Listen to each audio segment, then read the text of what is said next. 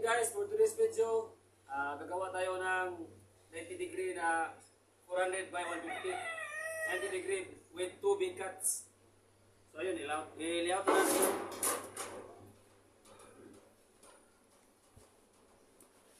Ito is cable tray. Bali, dalawang big cut to. Hindi naman to pwede sa cutter na isa lang. Kailangan talaga pag cable tray, dalawa yung big cut.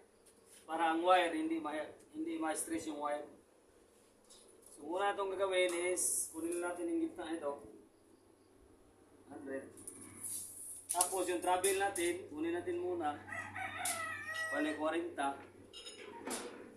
Saka 40 din 20 dito.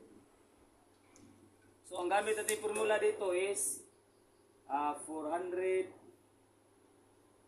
by 150 millimeter.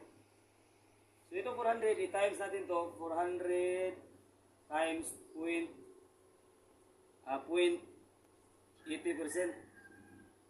So equals 320 millimeter. So ito 320, convert natin to sa centimeter, sa cm, bali 32 cm na to. So ito 30 cm, yun ang bigat natin. So itong 32 cm, dito natin kukunin. Bali 32 cm sa unang bigat. Then sa pangalawa, kuha natin dito 32 rin. Ganun pa rin. The same procedure pa rin. Ito yung center natin, ito yung bigat natin. So ito 32, kunin natin ang center. 16. Bali 16. Kuha natin 16 dito. So 64. Tapos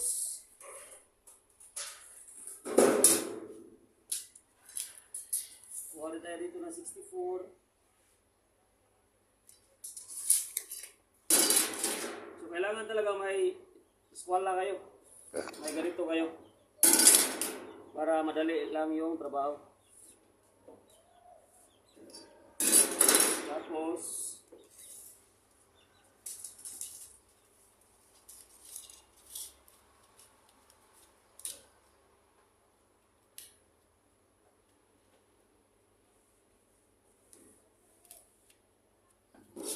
Tapos ganoon din dito.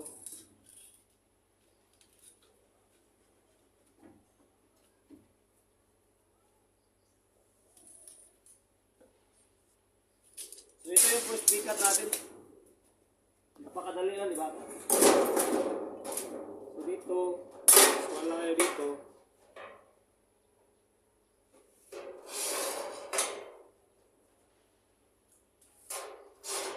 Ganitong cable tray kasi mahirap to 90 degree. Kasi may division siya, oh. Mahirap to i-cut. Okay na yung first bigat natin. Tapos ito, 90 degree, 2 bigat. Layout muna natin yung isang bigat. So, ganun pa rin. Same procedure pa rin. 32, divide to 16. Tapos,